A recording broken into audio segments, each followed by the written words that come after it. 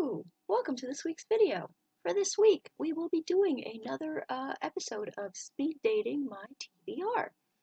The way this works is I pick, look at that, I did it right the first time. I pick roughly 5 books from that TBR mountain, and I read either the prologue, first chapter, or first 10 pages, whichever comes first. Whichever is I encounter first, and decide if I'm going to keep it on my TBR or if it is going to go to another home, a better home where it will be more beloved than I would love it. So yeah, got my 5 books here, and I will read the back blurb and then start reading. And yeah, let's just jump right in. First, I wanted to show off the candle that I got yesterday that I will show off in one of my weekly vlogs, probably for the first week of December. That's where we're in right now. So for that weekly vlog, you will see that I purchased a Yankee candle, and it's the first that because I'm a Bath and Body Works girl, so I usually get my candles from there, but they had it at a thrift store, so I got it, and this is the chocolate layer cake scented, and I like it a lot.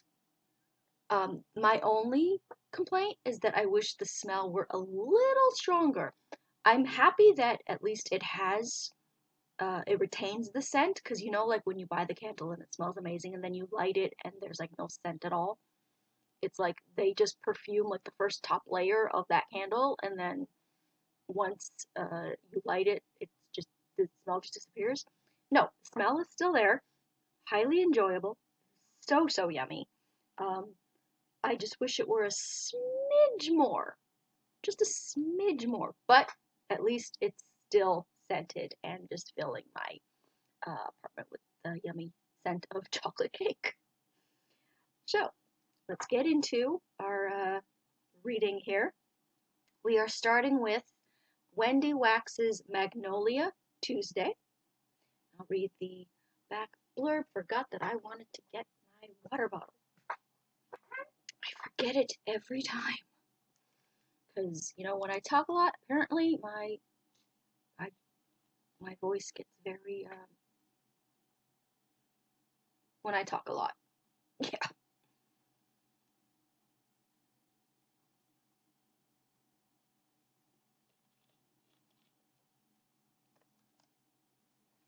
Dry, that's the word I'm looking for. Brain fart moment. Okay, so this is Magnolia Wednesdays by Wendy Wax.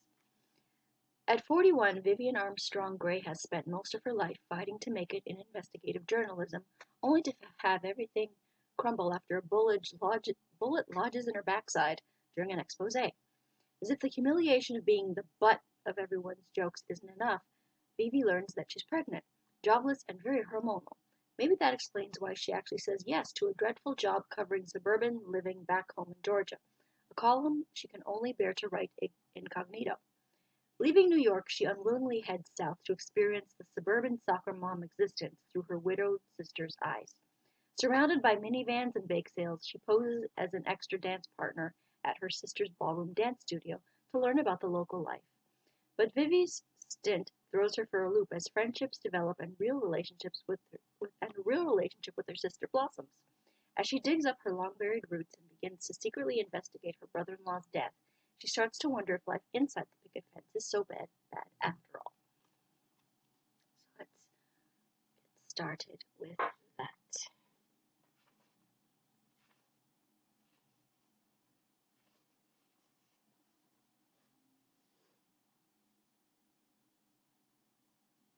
Oh, and I always read the first line. Well-bred girls from good Southern families are not supposed to get shot.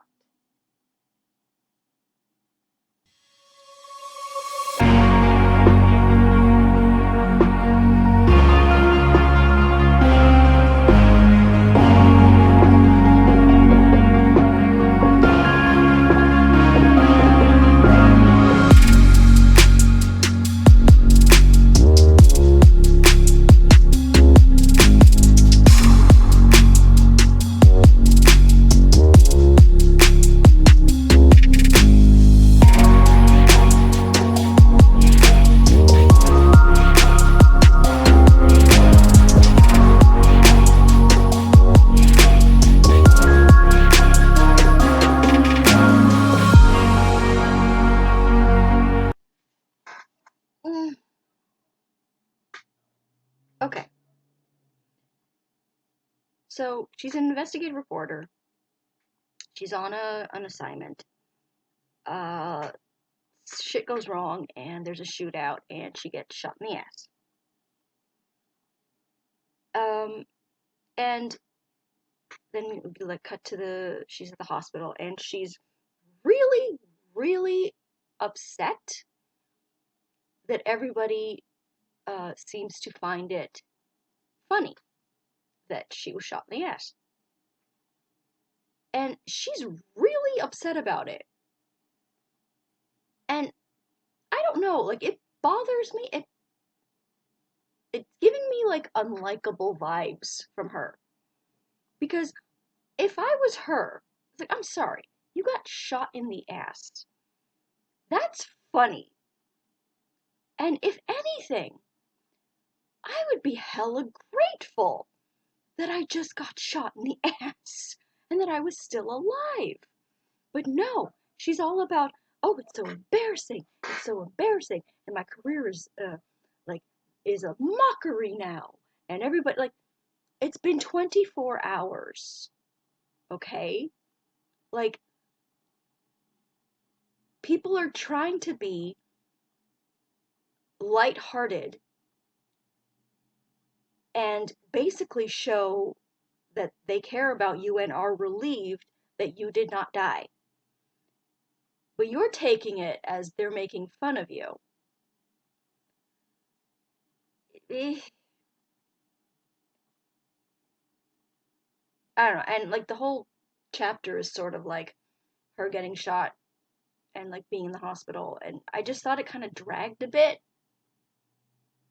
Like, I get like the setup of like showing that like she got shot and like isn't, I don't know. Like the chapter just, even though it was like an sort of like, it started off kind of like action-y, if that's a word. But yeah, it just kind of felt like that part kind of like dragged a bit for me. And I don't know.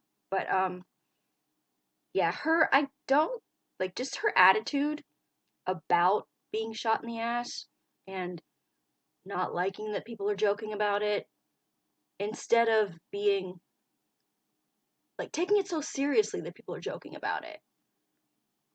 She just seems like she's going to be an unlikable heroine and just like not a fun person to be around. So I don't think I'm going to continue with this one, sadly. So sorry, Magna. Yeah. So listen, I have a lot of books to get through. Don't give me a reason to not want to keep reading your book because I just need a reason. Like grab me and like making me want to read.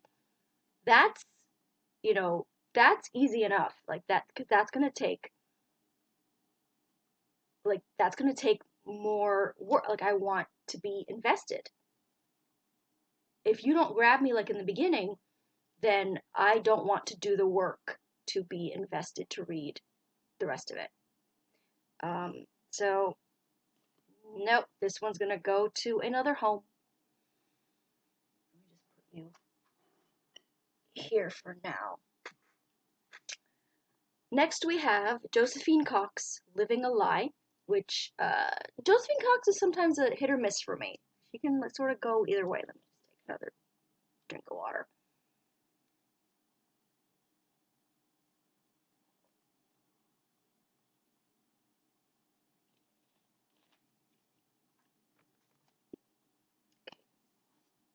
Start cutting.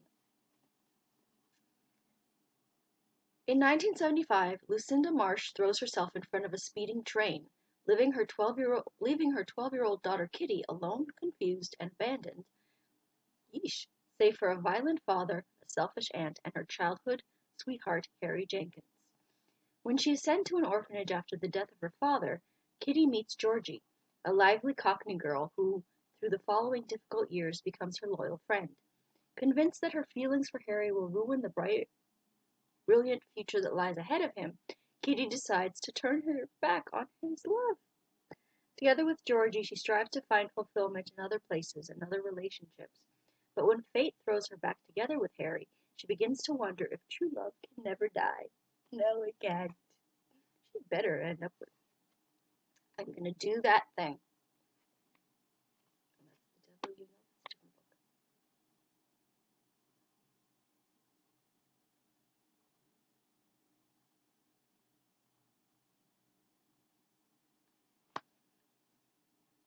I do the thing. I do the thing where I sometimes, if I will read the end first. I'm that girl.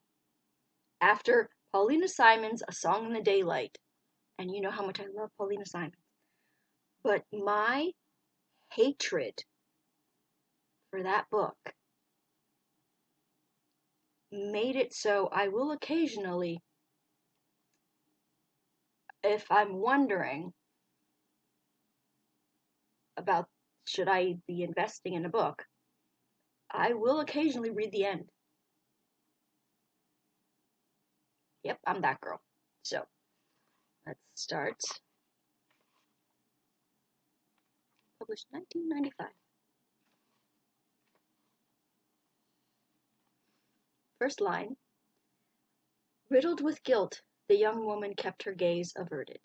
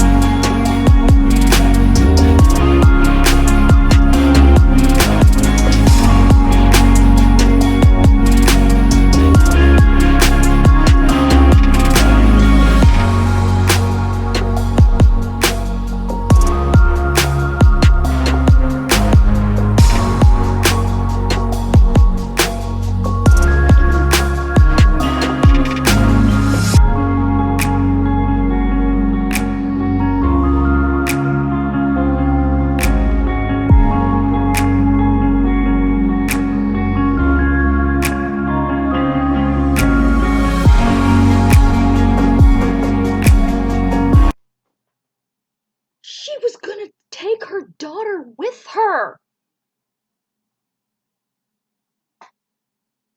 onto the train tracks. I. Oh! Okay.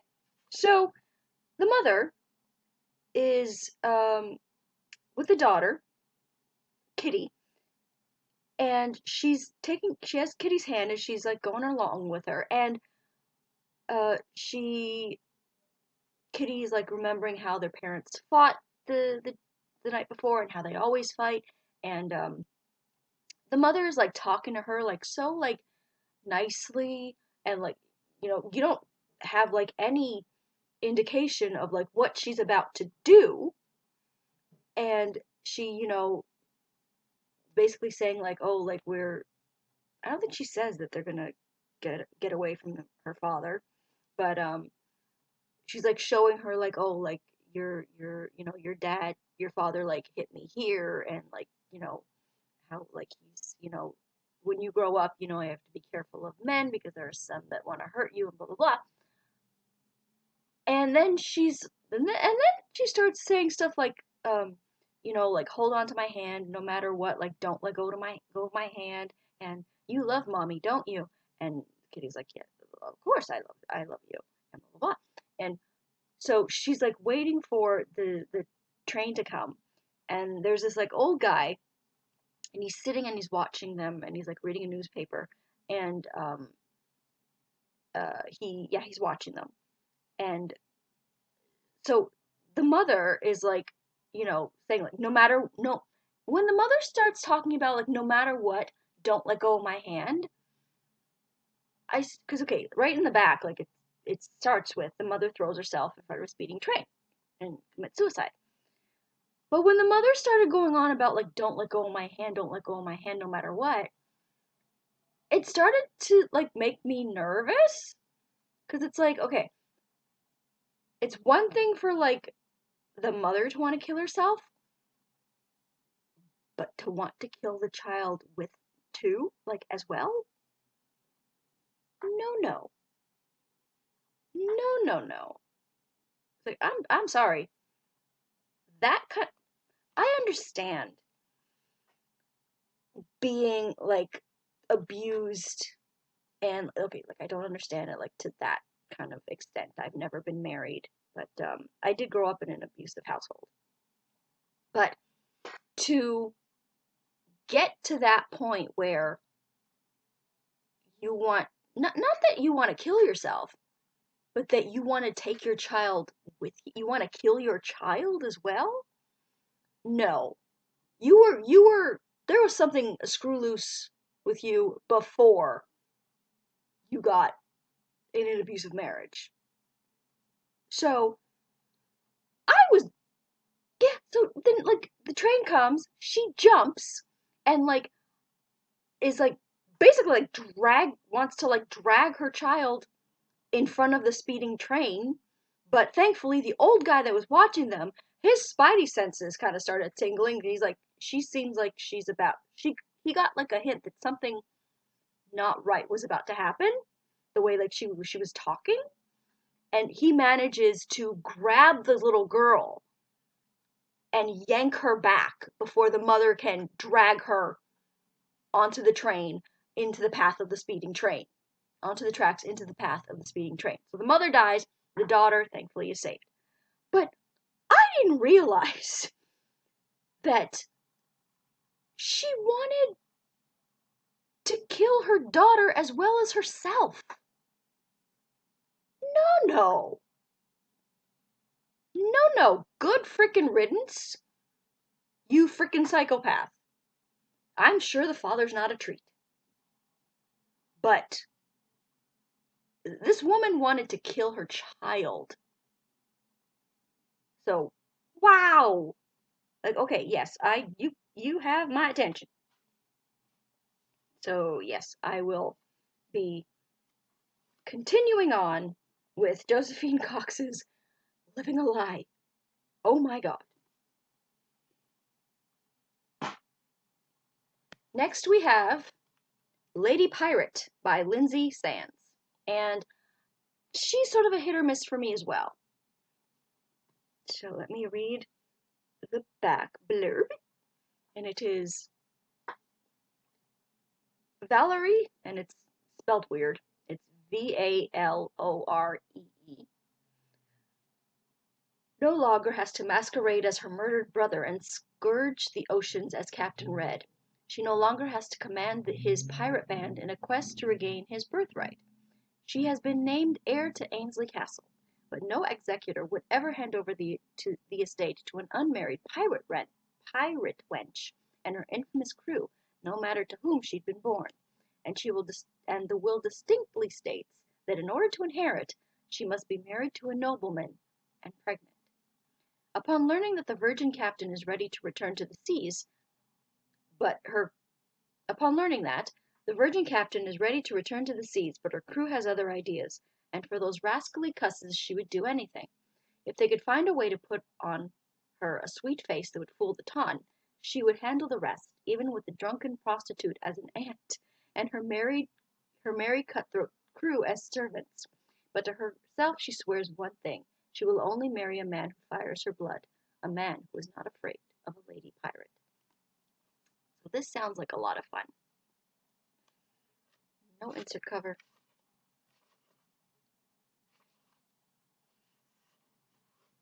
And the first line reads, the Caribbean late 1700s.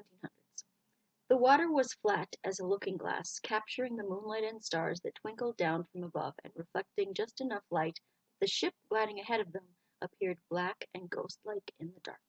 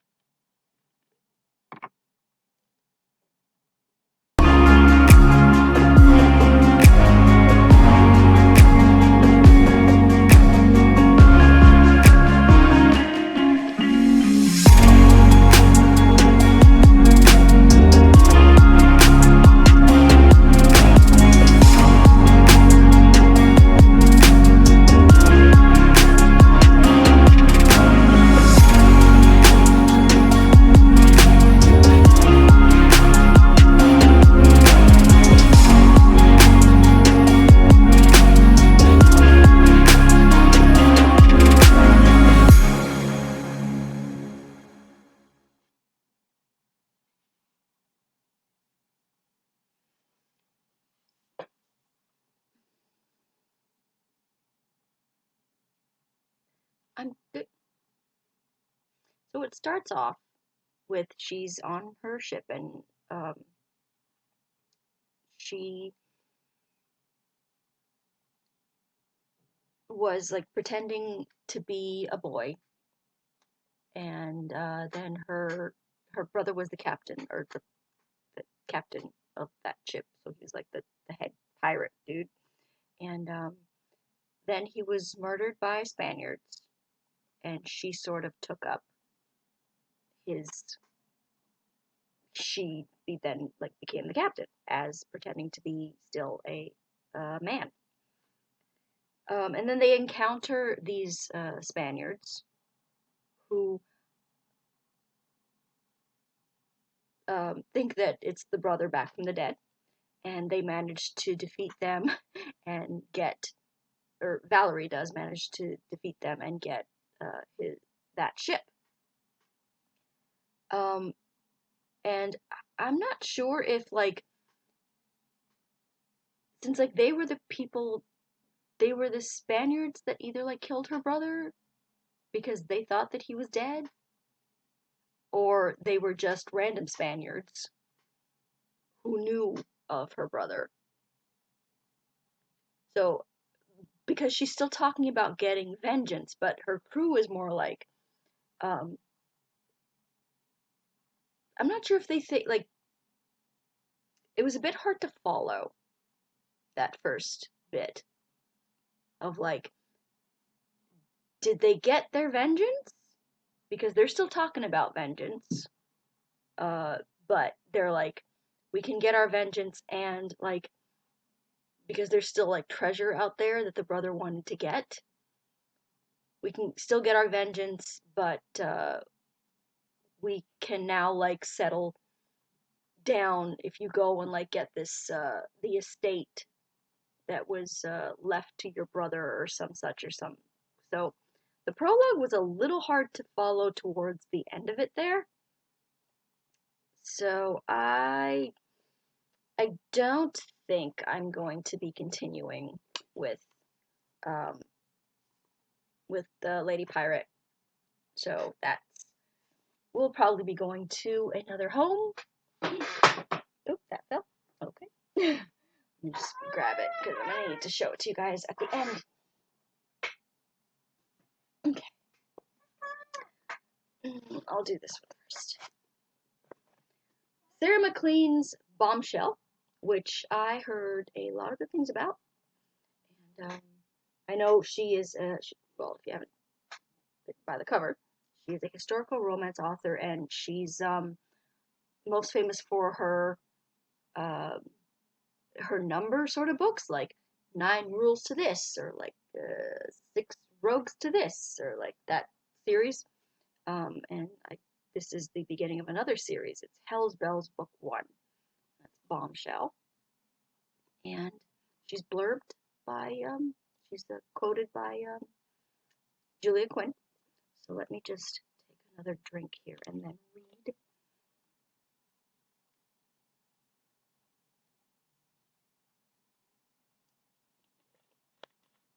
back blurb here. Okay. Oh, price is kind of covering a bit here. Okay.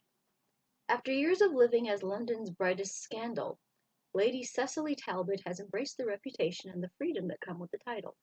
No one looks twice when she lures a gentleman into the dark gardens beyond a Mayfair ballroom, and no one realizes those trysts are not what they seem.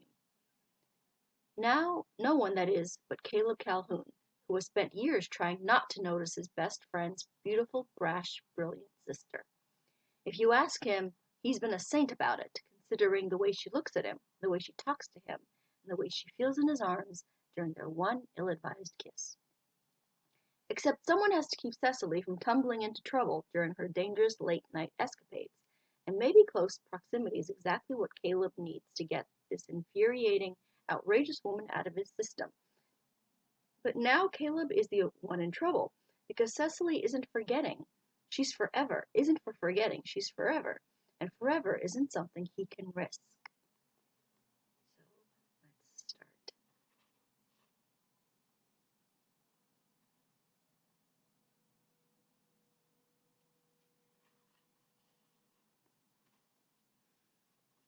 Vauxhall Pleasure Gardens, October 1836.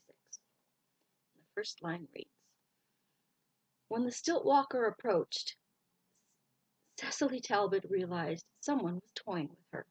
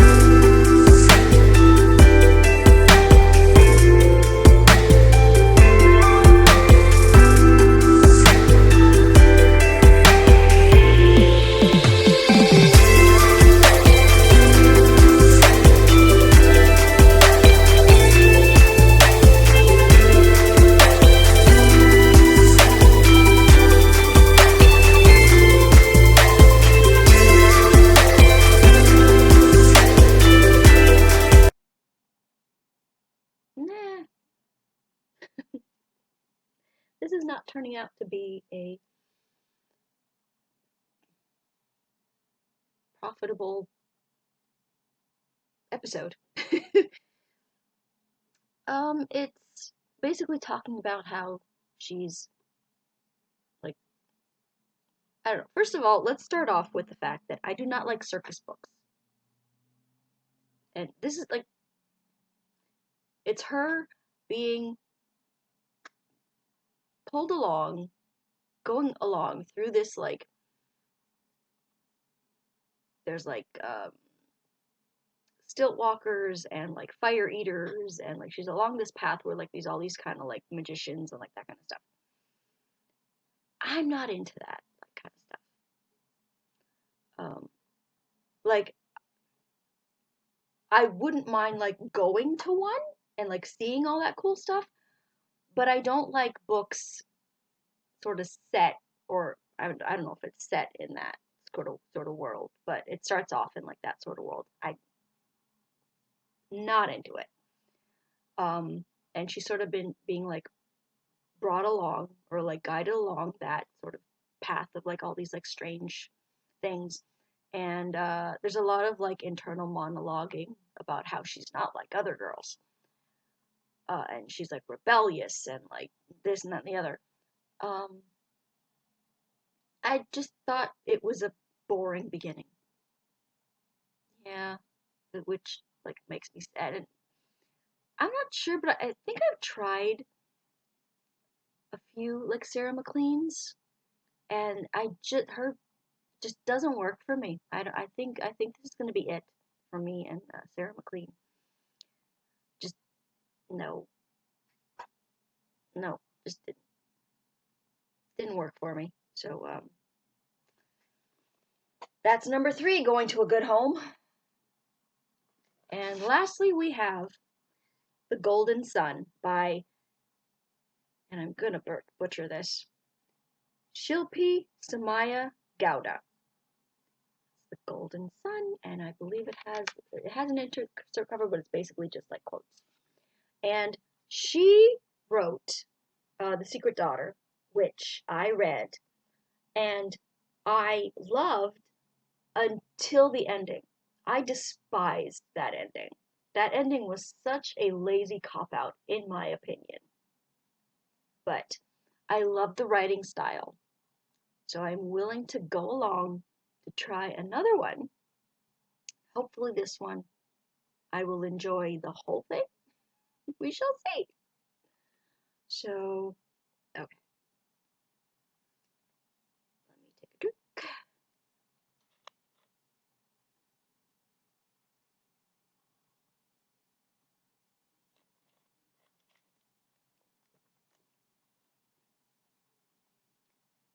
Anil is the cherished son of a large family in rural India. Fiercely brave, Lena is his closest companion, despite the inequalities of life and circumstance. Anil becomes the first person in his family to leave India, the first to attend college and become a doctor. Lena leaves her beloved home.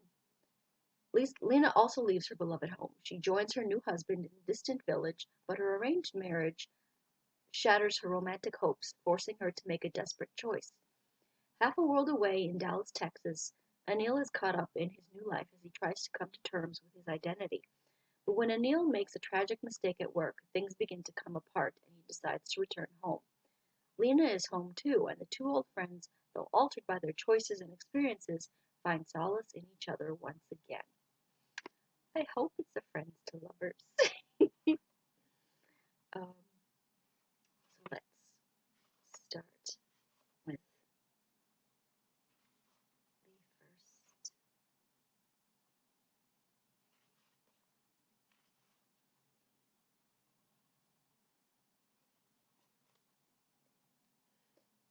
Anil Patel was 10 years old the first time he witnessed one of Papa's arbitrations.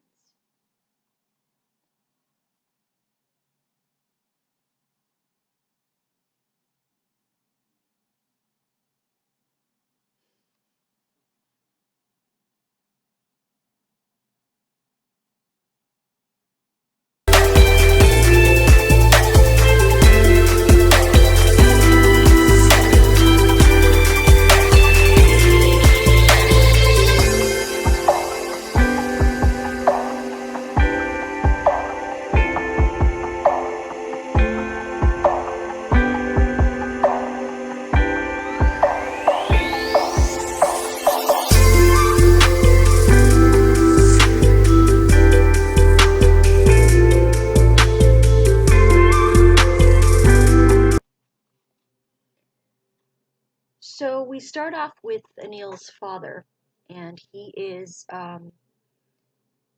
arbitrating a dispute because his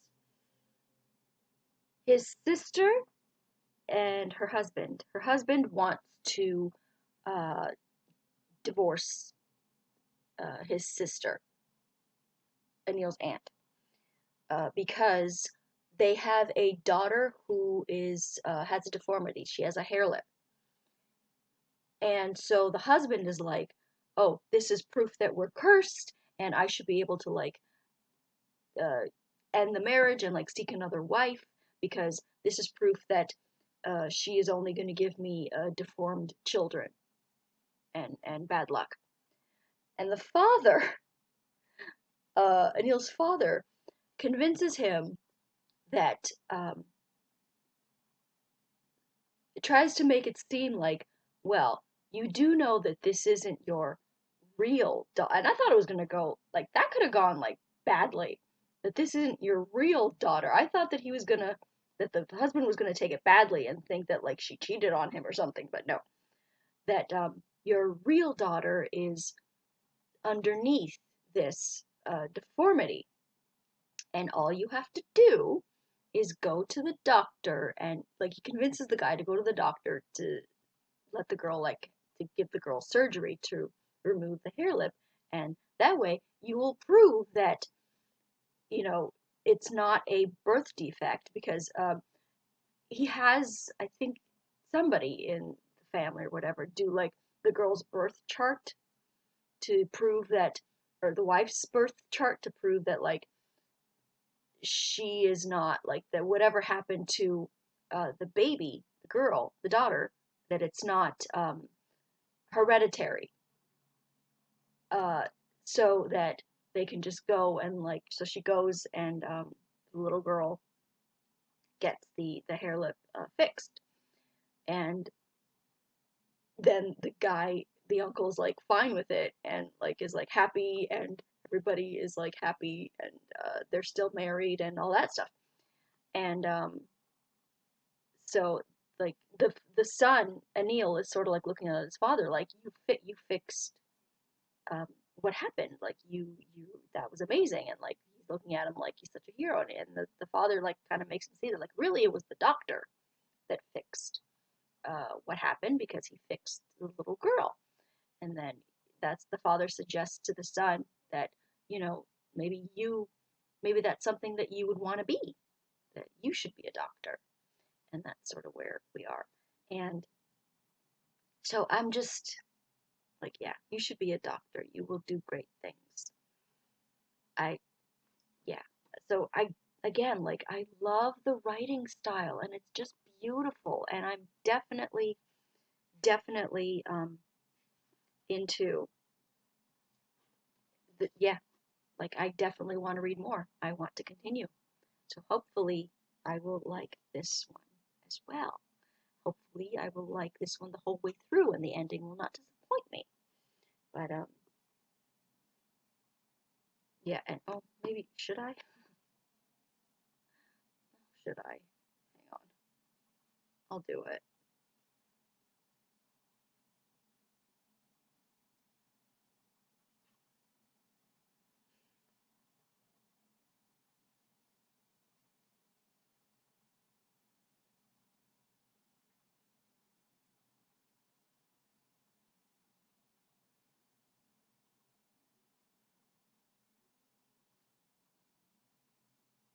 Okay. It might end how I want. It might end how I want. I'm willing to go on this journey. It's not specific. Like, I don't want to read too much of the ending. It's not specific that it goes how I want, but we shall see. So we are in this little episode. We are keeping Josephine Cox's Living a Lie. We are keeping The Golden Sun by Shilpi Samaya Gowda.